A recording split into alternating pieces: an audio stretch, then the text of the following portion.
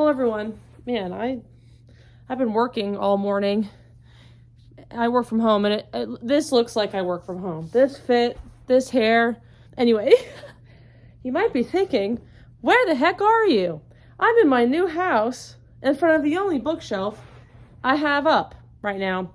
And I did actually buy a little camera and a little tripod in hopes to have like an actual situation going instead of this weird angle. You know what? Maybe I will. I have an idea. I'm gonna take this. Okay, that's much better actually. It's not great. Let me close my closet. Oh, that's not closing all the way. All right, that's fun. Anyway, this isn't great, but it's definitely better. This is kind of nice. I kind of like this. Anyway, so this is my TBR shelf. That's what I've deemed it as. This is the shelf that was in my room, the tall one. I've gone over this before. I left the two shorter ones at my parents' house, but I brought this one with me, and I've decided that this is going to be like a rolling TBR shelf, just kind of like a TBR cart. So like as I read the books, I'll take it off the shelf and bring it down to the basement, which is where my library will eventually be. Right now, it's just a bunch of books on a floor and a bunch of boxes and such. But we're going to get there. Right now, this has a bunch of holes in it because I just pulled a bunch of books out. We're all going to get there in a second. But if you guys want like a little tour of this, let me know. I did do a tour on TikTok that was very brief because I'm trying to do more TikTok content. So I'll link my TikTok below if I remember to do that. I never remember to link anything. Anyway, so we're here because last year I made a video called These Books Will Self-Destruct If I Don't Read Them in a Year. And maybe you think I forgot about it, but I didn't. So we're basically here again at the end of the year to go over if I completed those books and then make a new self-destruct TBR for 2024. So the concept of like a self-destruct TBR is like if you don't read those books in a year, you have to unhaul them. So I am mostly sticking to that with one exception. I'll get into that in a second. But so I have my little list here of books from last year and books from this year. So let's get into it. So I don't have like any of the books that I read from last year. I have some of them with me, but not very many of them because they're either downstairs or I've already unhauled some of them. So apologies to my editing self who's gonna have to put a bunch of pictures on the screen, but it is what it is. So number one I actually do have is Legend of Kings by Eleanor Herman. I didn't read this, so it's getting unhauled. I've owned this for ages. I think I got it on sale, to be fair. Maybe not. Usually if I get it on sale, I put the little sticker inside, so maybe I didn't. That's awkward. But anyway, I've owned this for ages. It was like a BookTube darling many, many years ago when it came out. Let's see when it came out. 2015. So that's awkward. I basically owned this for like 8 years. Yeah, this has to go because the big shtick was that Eleanor Herman is like a historian and everyone was like, oh my gosh, it's a historical fantasy written by a historian. That's amazing, blah, blah, blah. But I just never, it's about Alexander the Great, and I love Alexander the Great, but I tried to read it a few times and I never got into it. It's going away. I'm unhauling it. We just got to be harsh in this situation. The second one is Wrinkle in Time by Madeleine L'Engle or something. I did read this and I didn't like it. It was way too surreal for me. And I don't know, I forget exactly my thoughts on it because I read it a while ago, but it was very surreal, really odd, and like Alice in Wonderland-y, and I usually don't like stuff like that. It was just too weird for me. Like, I understand that kids fiction is often a little weird, but it was too weird for me, and I didn't like it, and I won't be continuing with the series. So, yeah. Anyway, next, nope, I don't have this book, do I? I think I might have already unhauled it. I have this book called 20 Boy Summer. I think it's by Sarah Ockler. Let's see how good my memory is. I did not read this either. I have also owned it for years. My mom read it and she said it was good, if I remember right. And I don't know, I always would like take it to the beach and then never pick it up. I read the first chapter a few times and I just never got into it. So I think I've already unhauled that one. So it's gone.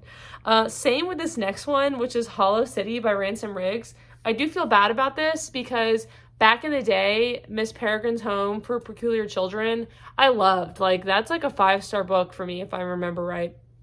And I've read it twice because I was going to continue with the series. And then I've just never done it. And now it's at a point where I would have to reread the first book again to understand, like, remember. And I just think that there's like 6 books in the series, and I just don't think I have the desire anymore to read the series. Maybe that will change one day, but for now, that one's already gone too. So, all right, this next one is the Exception book.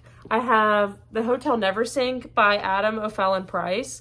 I did not read this year, but I'm keeping it. Sorry, because my mom bought this for me when we went on a trip to New York, and so I have a lot of like sentimental investment in it, I guess, and I'm still interested in it, and I haven't owned it as long as a lot of the other books on this list, so we're keeping it. Sorry. But that's the only exception, okay? The rest I'm either unhauling or I read, so cut me some slack on that one. I'm keeping it. I'm putting it back on the shelf right now. So actually, I think it was up here. Whatever, I'll fix that later. Next, I have Windwitch by Susan Dennard, which I read. I gave that one, I didn't say this before, I gave Wrinkle in Time like 2 stars.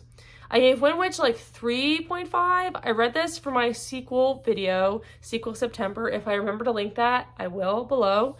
And yeah, it was pretty good. Not as good as the first book, but I still enjoyed it, and I'm definitely interested in continuing with the series. I just think, honestly, there was too much going on in it. Like, usually I love ensemble casts, but in this case, like, each character in the ensemble cast had a completely different plot, and it was just a lot for a little young adult book. So, but I'm still interested in the series, and I definitely want to continue. I'm invested mostly for Adewin. I love that guy. So I'm basically reading them for him, but that's fine. The next one I also have, it's a miracle. It is Foolish Hearts by Emma Mills.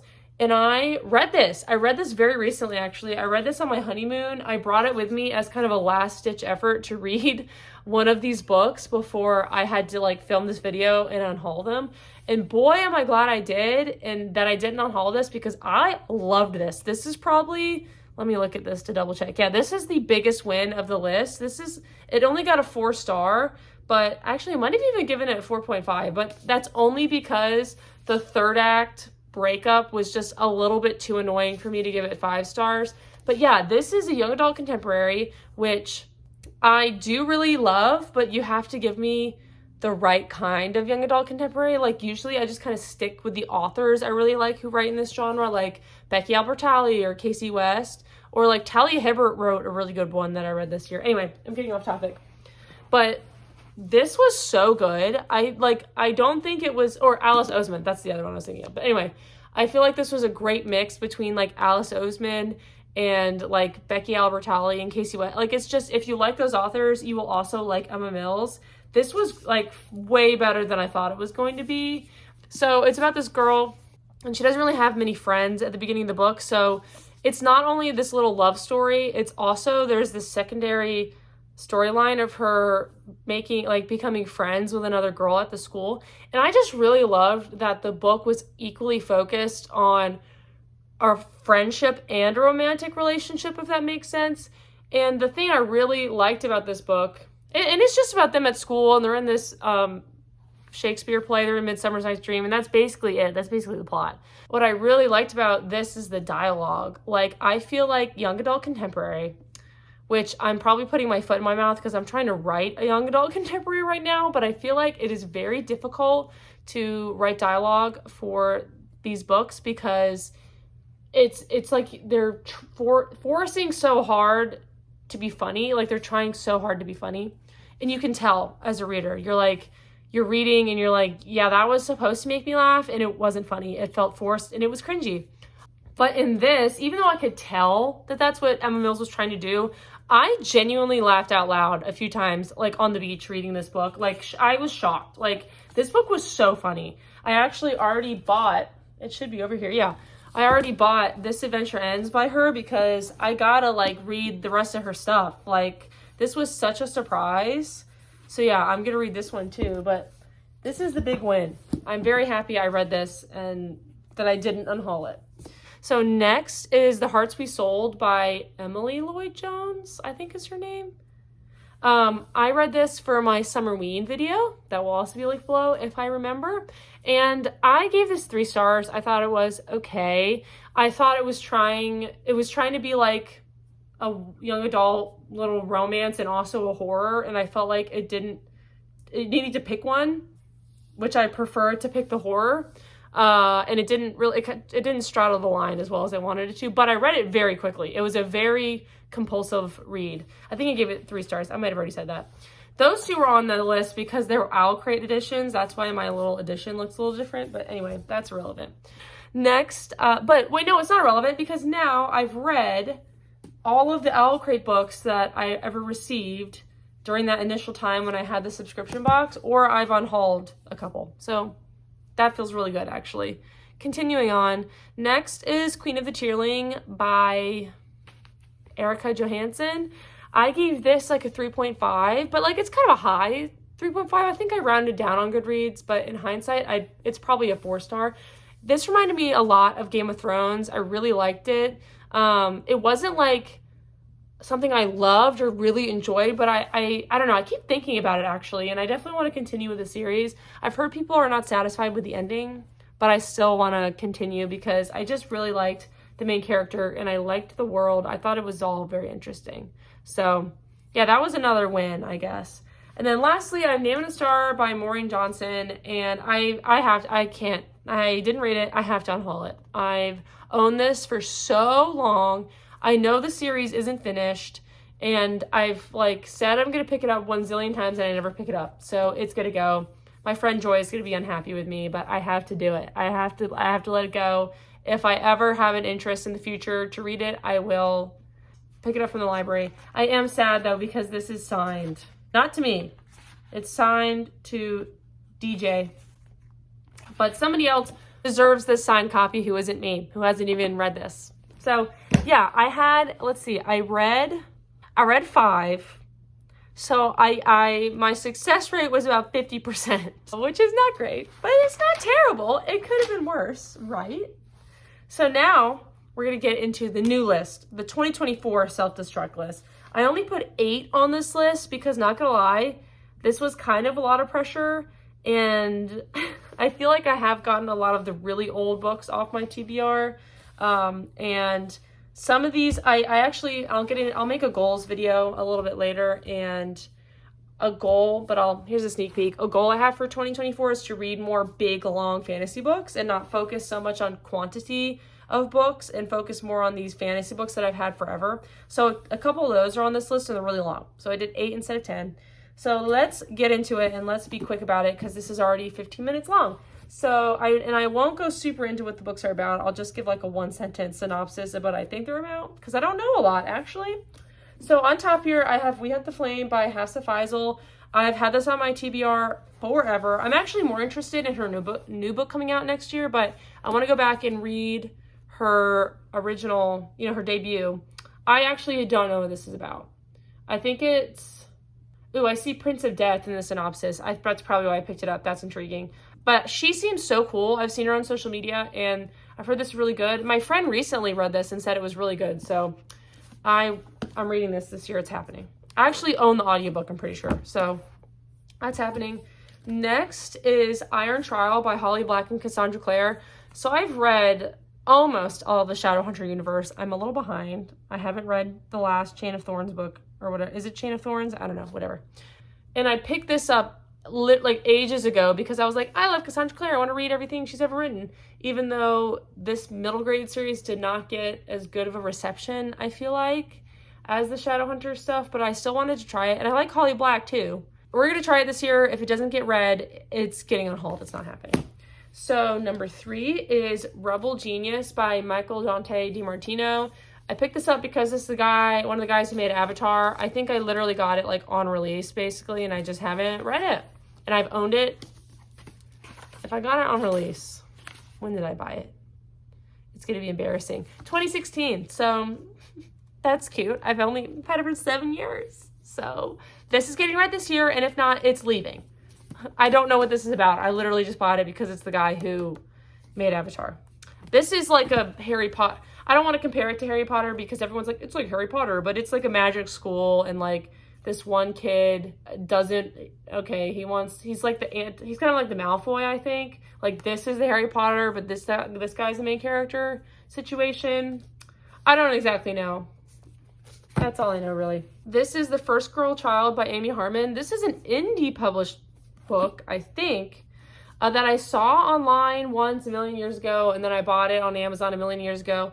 And I literally bought it because the male love interest has super strength, and that was a buzzword to me. I was like, I love characters with super strength for some reason. I think it's so fun.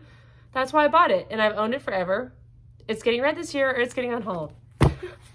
That's the situation. Next is The Raven's Tale by Kat Winters. This is some kind of Edgar Allan Poe retelling situation. That's all I know about it, and that's why I bought it. And I've heard good things about Kat Winters. That's the other reason. Yeah, again, I've owned it forever. I need to read it. It's getting read this year. So what is that, 5? Yeah. All right, 5. And then 6 is There Will Come a Darkness by Katie Rose Poole.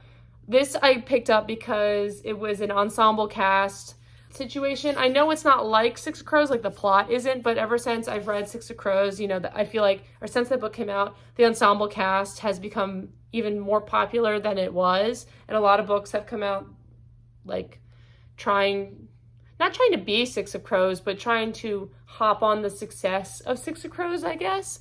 And I don't know, this one just sounded really good. I've tried to read it a few times and I haven't gotten into it. So I feel like this is a good one to put on the list, because if I can't get into it or I don't have any inclination to pick it up this year, it's getting off the TBR. It's being on hold.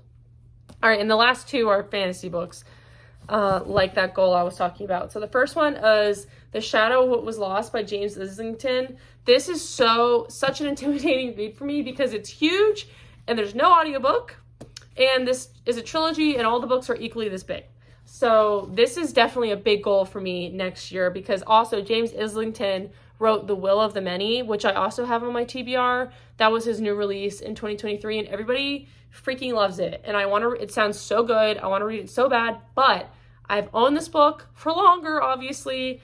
So I want to read his first trilogy. I don't even necessarily have to read the whole trilogy before I pick up The Will of the Many, but I at least want to read this one. And I've also heard that it's a little confusing, so you should like read all 3 in a row.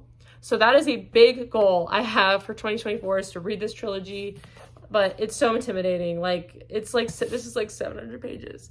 But I feel like, maybe this will backfire, but I feel like by putting it on this list, it will kind of like remind me to not just let it scare me away. I have no idea what this is about. I think what drew me in is one of the main characters has amnesia, which is another big buzzword for me. I love that. I love it when they don't remember anything, or like they start getting memories back. Basically anything to do with Wolverine, the super strength, the healing, the powers, the amnesia, anything. I'm like, I want that. I want that. There it is right there. Anyway, yeah, this is on the list. And then number 8, the last one, is The Way of Shadows by Brent Weeks. I actually own the first 2 books in the series, but I got them both on sale, so it's okay. Again, I don't know very much. It's about an assassin school, I think. Or some assassin apprentice situation, but not The Assassin's Apprentice by Robin Hobb, a different situation. I actually started this book and got a bit into it, and it seemed very run-of-the-mill for this genre, but I've heard a lot of great things about Brent Weeks. This whole series actually just got repackaged with new covers, and everybody loves his second series he did. But again, I wanted to try the original one. So yeah, those are the 8 books. I said I have 8, but I actually do have 2 more that are kind of honorable mentions. These aren't officially on the list, but I wanted to mention them because last year, I made a priority to read all the books that I had gotten in Owl Crate boxes, which I've done. And now I think I got 6 Fairy Loot boxes, maybe only got 3. I think I got 3 Fairy Loot boxes. I've read one of them, and I have these 2 that I haven't read that I got. So I have Incendiary by Zora. I know I've heard her name said before. Zora Dia Cordova. I don't think that's right. I'm so sorry. I've definitely heard it before and I'm just blanking. I have no idea what this is about, but I think it's a series and I got it in a Fairy Loot box and it has this cool art. I have a video of me unboxing this somewhere on my channel. I think I got this during COVID. I want to try this, at least try this out because I got it in a subscription box. And I also have Girl Serpent Thorn by Melissa Basherdoust. Again, I got this in a Fairy Loot. It has some cool, some cool art. I know Riley, why am I forgetting her channel name? What is wrong with me? Anyway, Riley really loved this. So I definitely want to check it out. I don't think this one is a series. I think this is a standalone. Again, I don't know what this is about. It's some love triangle situation, I think. This says sometimes the princess is a monster. I know I'm being really helpful. What's the tagline on this? It doesn't have one. Okay, wait, here we go. I am Renata Convita. I've lived 100 stolen lives. Now it's time to live my own. So these are kind of honorable mentions because I would love to get to these since I feel I have owned them for 3 years since I got them in COVID, and I should read them and just give them a try at least. I also have been getting, I guess this will just be a general honorable mention. I'll mention this more in my goals video, and I just kind of want to show these off, but now I am getting the Owl Crate adult fantasy book only boxes every month. So I have 4 of those I've gotten. I got Masters of Death, After the Forest by Kel Woods, and then Starling House, which I'm actually reading, and then I got this one most recently, The Making of June Pharaoh by Adrienne Young. So maybe this will be next year's contenders, because I'm sure I'll have more if I keep this. I don't know if I'm going to keep the subscription. We'll see. But anyway, so those are the 8 books and the books I didn't read and everything, all the information you needed to know. That's it.